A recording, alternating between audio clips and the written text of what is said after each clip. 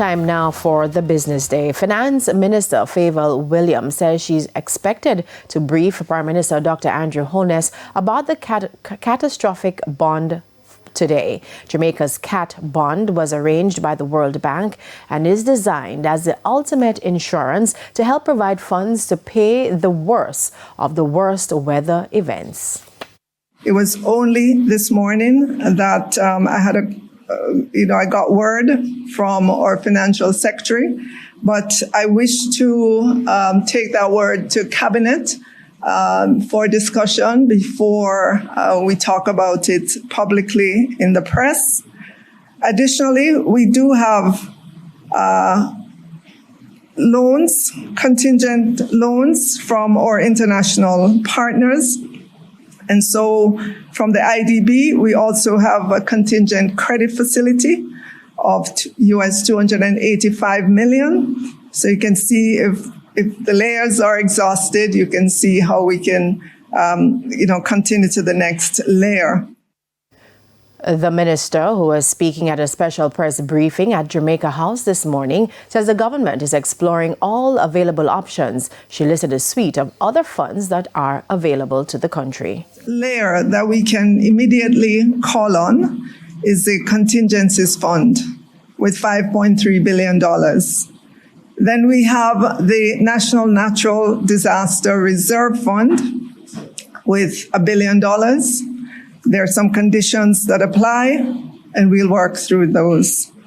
Layered on top of that are our different insurance policies, and we do have 2 insurance policies with the Caribbean Catastrophic Insurance Facility, otherwise called CRIF, C-C-R-I-F. And the coverage there for tropical cyclone is US $91.6 million. And for excess rainfall, the coverage is US $37.3 million, of course. Those are also parametric insurance, meaning preset conditions.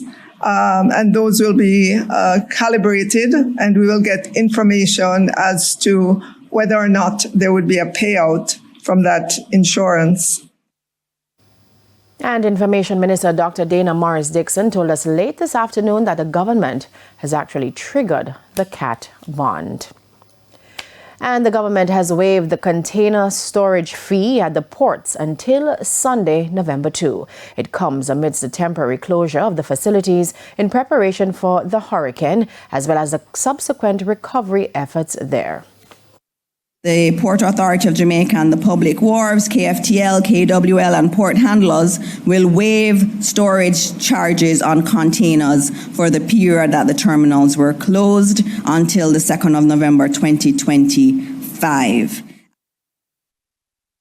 Petrojam has resumed nationwide fuel deliveries, a critical move aimed at stabilizing Jamaica's energy supply chain following the recent hurricane. The reopening of Petrojam's Kingston Industrial Loading Rack marks a major step in restoring fuel distribution across the island. Now, since early Thursday, tankers have been dispatched with supplies of 87 and 90 octane gasoline and ultra-low sulfur diesel. General Manager Roy Morgan says the company's response is vital to supporting commercial operations and rebuilding efforts. He credited Petrojam's team for working around the clock to resume deliveries safely and efficiently. Petrojam is also supplying aviation fuel to international airports and aerodromes as air traffic resumes. Meanwhile, its Montego Bay facility is undergoing final inspections before reopening. With the port of Kingston now reopened, Petrojam says it's preparing to receive shipments of crude oil